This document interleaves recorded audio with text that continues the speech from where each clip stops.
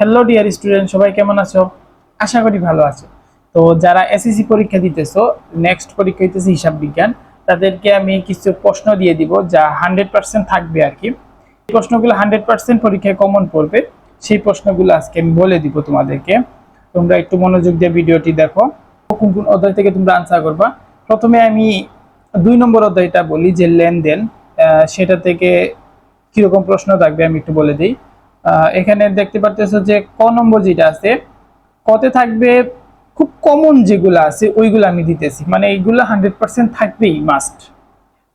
তো লেনদেন নয় এমন ঘটনাগুলো চিহ্নিত করে তার পরিমাণ নির্ণয় করো।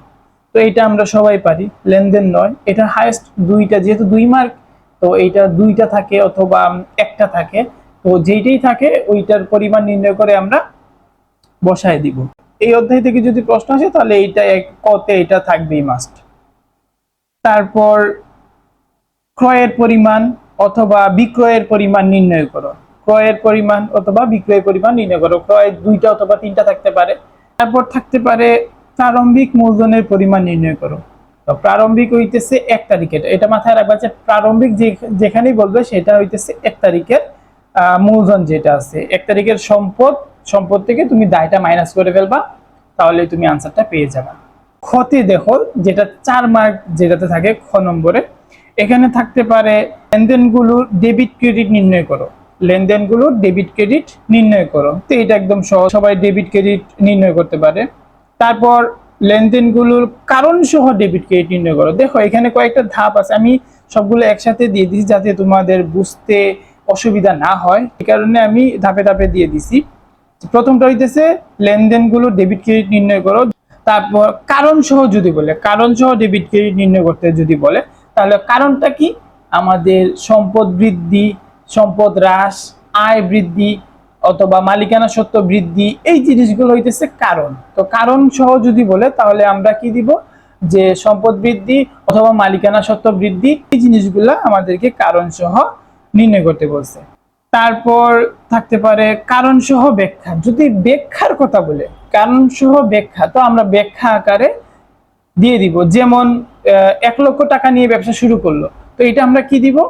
এটা একদম মুখস্থ, তোমরা ডিরেক্টলি গিয়ে দিয়ে আসবা যে ব্যবসায় মূলধন আনয়ন করার ফলে কি কি বাড়ছে, নগদ অর্থ এ বৃদ্ধি এবং মালিকানা সত্ত্ব মূলধন, যেহেতু মূলধনটা মালিকানা সত্ত্ব দ্বারা প্রকাশ করা হয়, মালিকানা সত্ত্ব ও ই বৃদ্ধি পেয়েছে। এইটা ডাইরেক্ট মুখস্থ করে ফেলবা, এটা দিয়ে আসবা। অথবা আরেকটা আমি উদাহরণ দেই, মনে করো বলছে যে নগদে পণ্য বিক্রয় 5,000 টাকা। তো এরকম যদি বলে তো আমরা কি দিব, নগদে পণ্য বিক্রয় করার ফলে নগদ অর্থ এ বৃদ্ধি এবং বিক্রয়, যেহেতু বিক্রয়টা আমার আয়, আয় হলে মালিকের বাড়ে, মালিকানা সত্ত্ব ও ই বৃদ্ধি পেয়েছে। জাস্ট এরকম, এটা হইতেছে ব্যাখ্যা। ব্যাখ্যার কথা বললে এরকম আকারে তোমাকে দিতে হবে। প্রথমে তারিখ, তারপর লেনদেন, তারপর হইতেছে ব্যাখ্যা বা কারণ সহ ব্যাখ্যা। তারপর আমরা দেখি লেনদেনগুলো সমীকরণ পদ্ধতিতে কারণ সহ করো। কারণ সহ করো বলতে যেইছে তুমি ওই যে জাস্ট কারণটা দেখবা, তারিখ, বিবরণ আর কারণ। দ্বিতীয়টা যেটা ছিল সেটা হইতেছে কারণ সহ ডেবিট ক্রেডিট।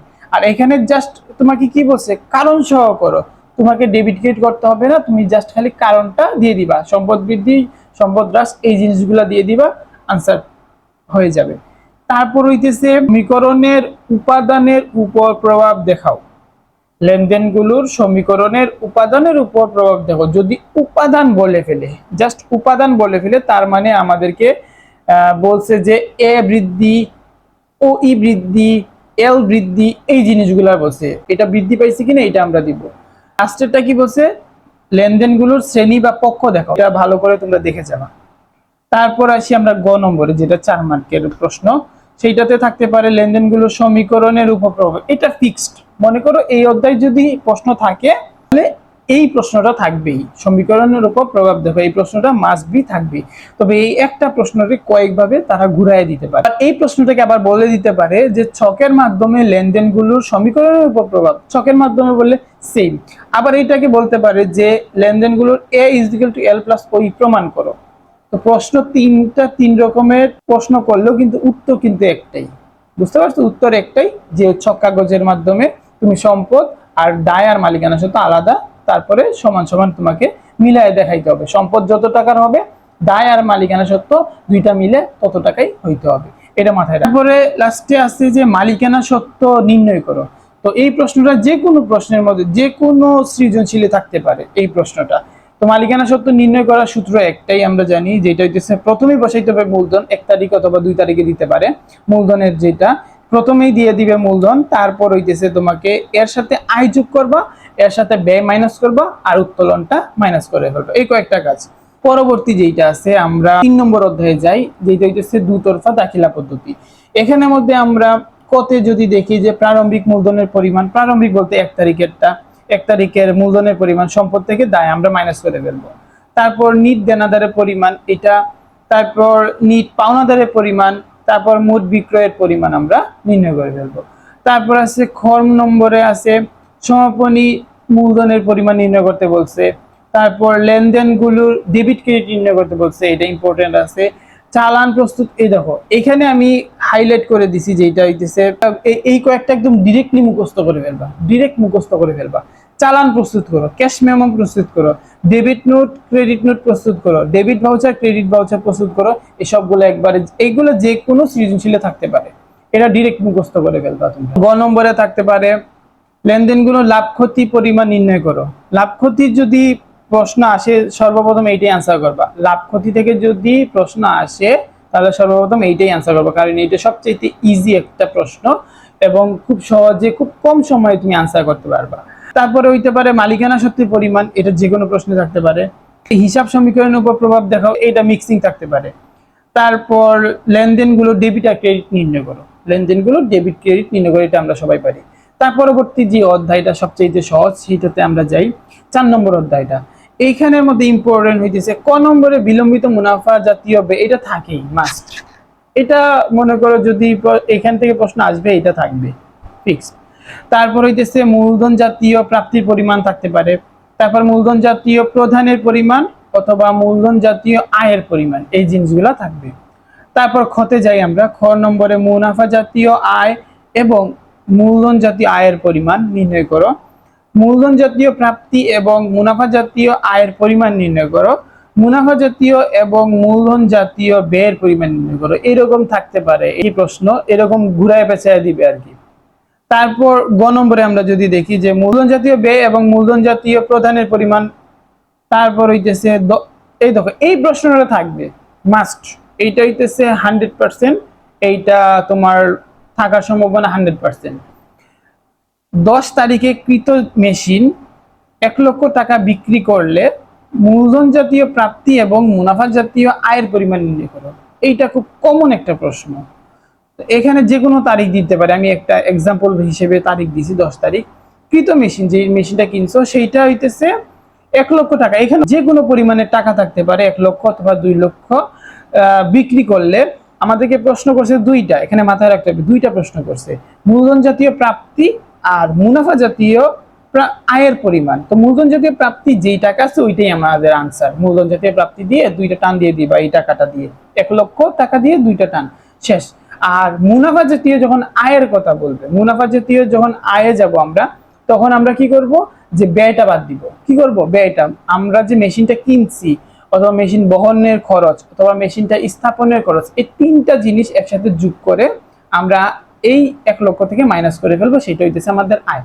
তো আয় থেকে ব্যয় বাদ দিয়ে আমাদের আয়টা বের করতে হবে, এটা সবাই পারবা। তারপর যদি আমরা যাই, সেটা হইতেছে জাবেদা, 6 নম্বর অধ্যায়। এইখান থেকে কতে থাকতে পারে মোট ভাগটার পরিমাণ নির্ণয় করো, অথবা থাকতে পারে লেনদেনগুলো আনুষঙ্গিক খরচের পরিমাণ নির্ণয় করো। আনুষঙ্গিক খরচ বলতে এক্সট্রা যে খরচগুলো, পেকিং খরচ, বহন খরচ, এই ধরনের জিনিসগুলো দেখবা যে লেনদেনের লাস্টে লেখা থাকে যে বহন খরচ এত টাকা, পেকিং খরচ এত টাকা, এই জিনিসগুলো হইতেছে এক্সট্রা খরচ। তারপর হইতেছে প্রকৃত ক্রয়ের পরিমাণ নির্ণয় করো, এটাও থাকতে পারে। খতে কি থাকবে, এই দেখো এখানেও কিন্তু আমি ভালো করে বুঝাই দিছি যে কিরকম থাকতে পারে। এই প্রশ্নটা দেখলে সহজেই বুঝতে পারবা যে ক্রয় জাবেদা আর বিক্রয় জাবেদা প্রস্তুত করে, এই দুইটা সিমিলার একদম। ক্রয় জাবেদা আর কি বিক্রয় জাবেদা, দুইটা থেকে একটা থাকতে পারে। তারপর ক্রয় ফেরত জাবেদা আর বিক্রয় ফেরত জাবেদা, এই দুইটা থেকে একটা থাকতে পারে। ক্রয় ফেরতও থাকতে পারে, আবার বিক্রয় ফেরতও থাকতে পারে, এই কারণে আমি অবলিক দিয়ে দিছি। তো এই চারোটা নিয়ম সেম, চারোটা নিয়ম বক্স হচ্ছে নিয়মটাও সেম, তোমরা এটা ভালো করে দেখে ফেলবে। গ নম্বরে ক্রয় জাবেদা সংশ্লিষ্ট লেনদেন ব্যতীত অবশিষ্ট লেনদেনের সাধারণ জাবেদা করতে বলছে। তার মানে ক্রয় জাবেদা যেগুলো তুলে ফেলছো সেইটা বাদ দিয়ে বাকি যে লেনদেনগুলো আছে সেইটার সাধারণ জাবেদা অর্থাৎ ডেবিট আর ক্রেডিট নির্ণয় করতে বলছে। ক্রয় জাবেদা বললে তো এইটা ব্যতীত, পরেরটা বলছে বিক্রয় জাবেদা। তোমাকে খ নম্বরে যদি বিক্রয় জাবেদা বলে তাহলে এই দুইটা বাদ, বিক্রয় জাবেদার এন্ট্রিগুলো বাদ দিয়ে বাকি যে লেনদেনগুলো আছে সেইগুলা তুমি জাবেদা করে ফেলতে বলছে। তো আমরা এখন পরবর্তী যে অধ্যায়টা আছে রেওয়া মিল, রেওয়া মিল থেকে আমি বলি কিরকম প্রশ্ন থাকতে পারে। পথে থাকবে যে সকল হিসাব রেওয়া মিলে অন্তর্ভুক্ত হবে না। খুব কমন একটা প্রশ্ন, খুব কমন একটা প্রশ্ন। এটা কয়েকটা এন্ট্রি আছে, তোমরা মুখস্থ করে ফেলবা। যে সকল হিসাব রেওয়া মিলে অন্তর্ভুক্ত হবে না তার পরিমাণ নির্ণয় করো। তো এটা খুব কমন একটা প্রশ্ন, এটা আসবে। তারপর মূলধন জাতীয় ব্যয়ের পরিমাণ দুইটা অথবা একটা থাকতে পারে। মোট দায়ের পরিমাণ এটাও কম থাকবে। চলতি সম্পদের পরিমাণ নির্ণয় করো, এটাও কম থাকবে। অর্থাৎ 2 মার্কের প্রশ্ন যেটা সবাই আনসার করতে পারবে। আর 2 মার্কের প্রশ্নের মধ্যে তোমার জাস্ট 2টা এন্ট্রি, একটা এন্ট্রি, 3টা এন্ট্রি এরকম থাকে। তারপর খতে যাও, রেওয়া মিল প্রস্তুত করো। এটা ডিরেক্ট তোমাকে রেওয়া মিল প্রস্তুত করতে বলছে, তোমরা প্রস্তুত করে ফেলবা। তারপর গতে মূলধন জাতীয় ব্যয় এবং মুনাফা জাতীয় ব্যয়ের পরিমাণ নির্ণয় করতে বলছে। আর তারপর বলছে মোট সম্পদের পরিমাণ এবং মোট দায়ের পরিমাণ নির্ণয় করতে বলছে। বুঝতে পারছো? এইগুলা প্রশ্ন তোমার রেওয়া মিলে থাকার সম্ভাবনা 100%। 12 নম্বর অধ্যায় পারিবারিক ও আত্মকর্মসংস্থানমূলক উদ্যোগের হিসাব। এটাও সহজ। আমি সব সহজ সহজ যে অধ্যায়গুলো আছে সেইটা আমি দেখাইতেছি, তোমরা গিয়ে 100% আনসার করতে পারবা, এরকম অধ্যায়ের প্রশ্নগুলো বলতেছি।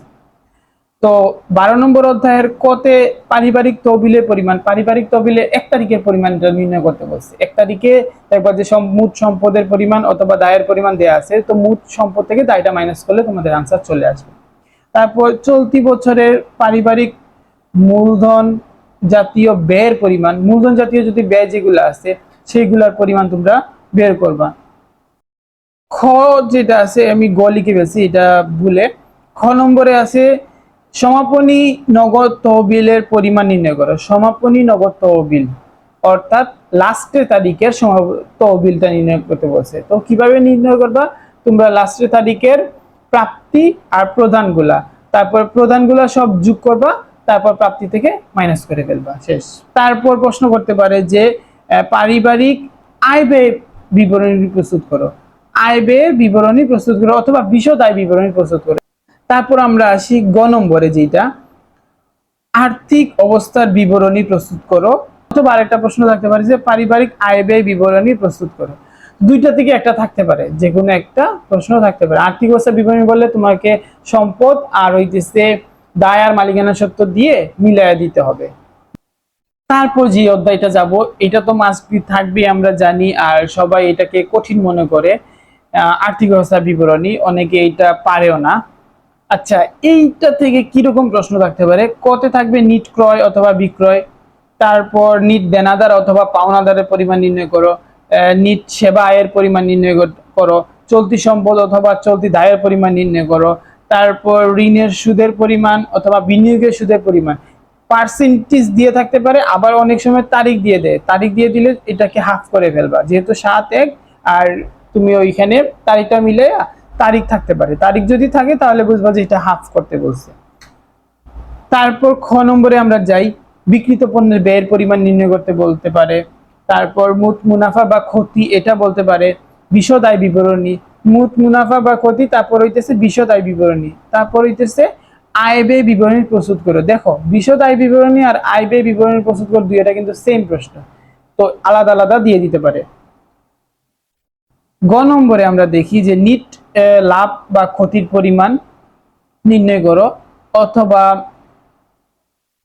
আর্থিক অবস্থার বিবরণী। এই দুইটা প্রশ্ন থাকবে, আর্থিক অবস্থার বিবরণী থাকবে, যেহেতু দুইটা প্রশ্ন আসবে, একটাতে আর্থিক অবস্থার বিবরণী থাকবে না, পরেরটাতে থাকবে আর্থিক অবস্থার বিবরণী। তো একটাতে আর্থিক অবস্থার বিবরণী মাস্ট বি তোমাকে দিতেই হবে, আরেকটাতে নিট মুনাফা পর্যন্ত থাকবে। তারপর থাকতে পারে মোট সম্পদের পরিমাণ আর মালিকানা সত্ত্বের পরিমাণ। এইগুলা প্রশ্ন তোমাকে আর্থিক অবস্থার বিবরণী দিয়ে দিতে পারে। এই প্রশ্নগুলো তোমরা যদি ভালো করে যেতে পারো তাহলে ইনশাল্লাহ ভালো একটা রেজাল্ট করতে পারবা। আর যদি অন্যান্য অধ্যায়ে যদি সাজেশন চাও তাহলে আমি দিয়ে দিতে পারবো, তোমরা অবশ্যই কমেন্ট করবা।